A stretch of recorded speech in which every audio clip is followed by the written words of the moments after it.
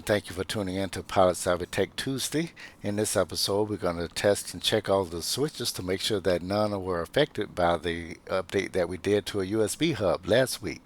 My name is Chris. Let's get started.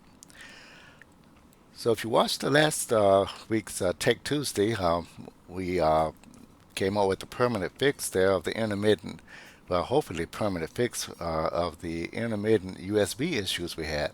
Turned out to be a intermittent cable, and swapped that out, but I made a more permanent fix by extending the cable so that it's not stretched to its limit and causing any future intermittent cable errors. So what we're going to do here, I'm going to adjust the screen so that you see all the switches, and I'm going to zoom in. And basically all I'm going to do is I'm going to go down the list here, and I'm going to down the panel, should I say, and I'm going to hit all the switches and see if they function. All right, you should have all of those in the view. Let me give ourselves some leeway here, and I think that should do it. Well, maybe yeah, that should do it. So what we're going to do is start out with just working our way left to right.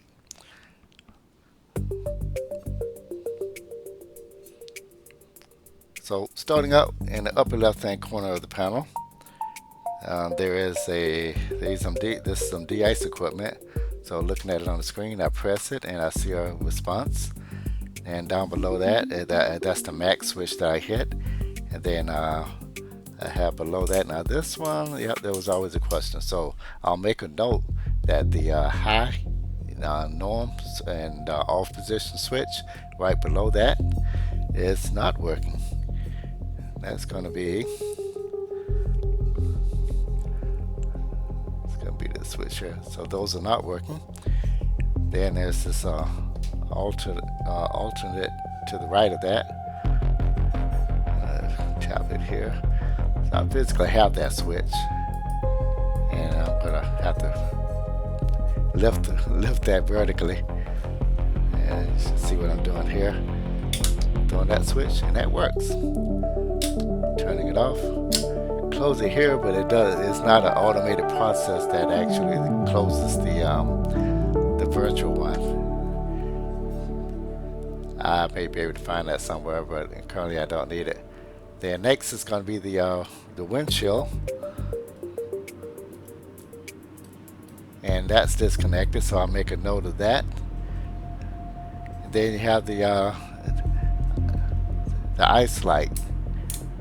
That's not functioning, but the pump 2 switch right below it is working partially, because what this tells me, so I'm able to set it to pump 2, and but pump 1 I can't put it back down, so one of the wires is disconnected on that, so I have a lot of rewiring.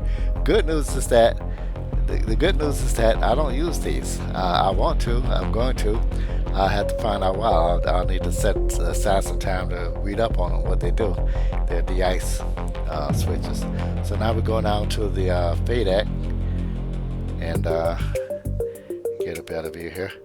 Fade, and I'm gonna put it on a force B, back up. Then I'm hitting the test button. That works. And press and release it. It does the same physically.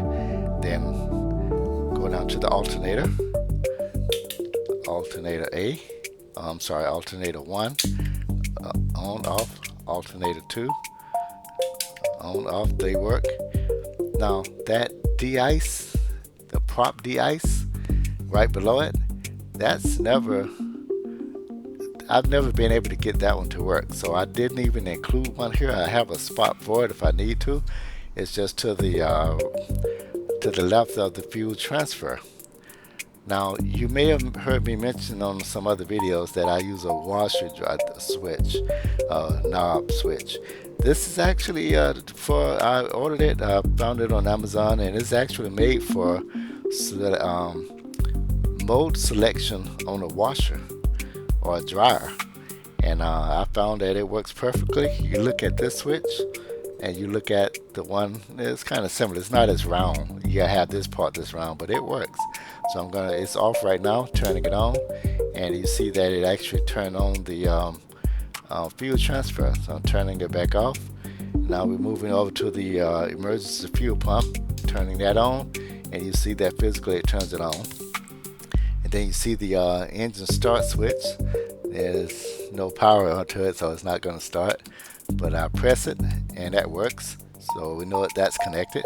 And then we have the, you would actually turn this on before starting engine.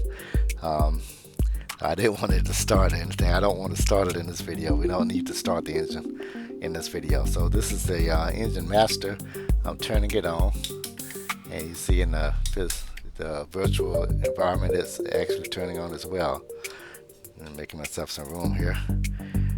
And then we have to the right of that, the ESS bus.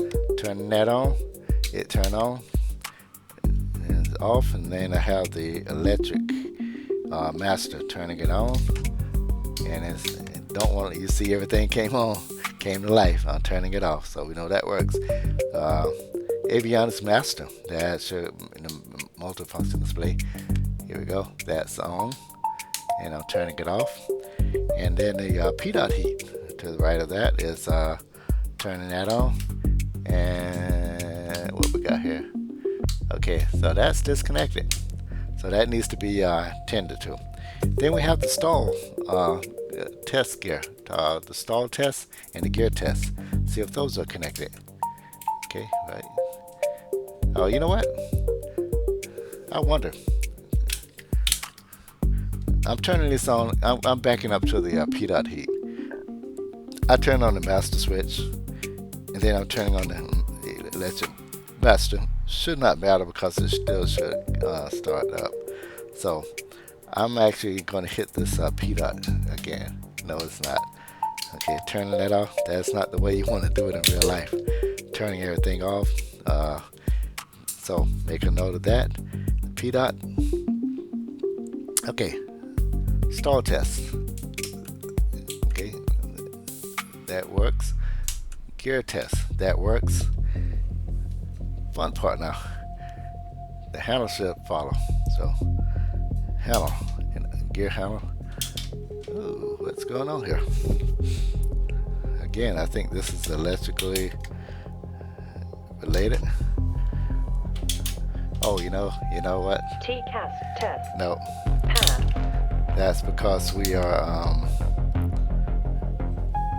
yeah, I thought that it used to move. Regardless, I'm going to check that out. Alright, so the gear didn't move, but I'm pretty sure that the gear handle used to move. Let's pull this out, turn it on. I'll check it out though. Then the flaps. Flap lever. It's up. Down position. Yep, and that's working. Second notch. So I have this in the toggle mode, and I don't know if I mentioned in another video, but it's because it's that single pole double throw thing I'm using, so it's more, it works in the toggle position. So that's toggle down once, and then neutral, toggle down again. And back up. Looks like it goes all the way straight up. I'm not sure what that's about, but it works.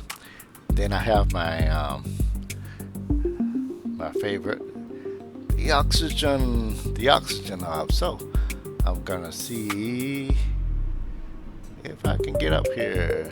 Turn around without getting dizzy. Here we go. Now get it on this page so that we can see it. Alright, so pull this out, and you got oxygen. So on my videos, long flight videos, I'm really high. I'm above like 10, 12,000 feet. I'm at cruising normally at about 14, 15,000 feet or higher. This plane can go up to 20,000 feet. I put it, I keep it below that, keep it VFR. So I pushed it in, and it went back in, and you notice you don't hear oxygen flowing again. So we know that works. So these guys, we know that I don't need to test out all these buttons. They're lit up, so that tells me that that works. Um, on the flight, I'll check the autopilot. I've been using autopilot on the G1000 mostly, but there is an autopilot right here that I can use. And this is the keypad that I use for shortcuts, and I'm using it now, so I know it works. And trim trim wheel. Let me put this back to a neutral position. There we go. And not sure how this is going to work with no power. Okay, it's working too. So I'm moving the trim wheel. Let me put this in on the screen so that you can see it. I did one video not knowing that there was a cutoff. So I'm explaining away, and then I realized that, hey, what's going on here? That I'm not the audience is not able to see half of what I'm showing. So I'm doing my best to where I can put the stuff in the middle. So the trim wheel is working, as you see. I'm moving it here, and you see it moving on the screen as well. That is how we want it. Okay, and throttle is idle, and then go up with it. And this is the oh, here we go. They didn't show you the throttle. Okay, throttle up, down. So max and idle. I've modified the switch on the Sirius yoke or the Sirius quadrant. Turn this into a cow flaps open. There we go. And you see it open. Cow flaps close. And we'll just put it in a neutral position. And yeah, we know all this works because all of this is tied in, so you're not going to get one. I'm not worried about the other things here. This works, throttle works, this works. Those separate items, they get the speed from the same USB cable, so not worried about any of those. So that accomplishes what we came to do. In a follow-up video, I'm gonna before the flight, I'm gonna actually do a separate test of the rudder pedals and some of these other things I didn't test here. I'm gonna test them in flight. But actually everything we can test on the ground, we did it. And I'm gonna give them the rudder pedals a run. So if you like the video, go ahead and leave a thumbs up. If you have any questions or comments, go ahead and leave comments. And if you want to be notified of future videos, I publish a tech video every Tuesday, Tech Tuesday. Just go ahead and subscribe, and you'll actually be able to receive notifications. Now, I have a website if you want some additional information, like if you're interested in just in general questions you want to ask, sideline questions, or sidebar questions, you could ask. You can just go to pilotsavvy.com and subscribe there, and you'll have access to send me an email directly through my comments. So again, this is Chris, Pilot Savvy. Thank you for attending. Thank you for watching, and you have a good day. Bye now.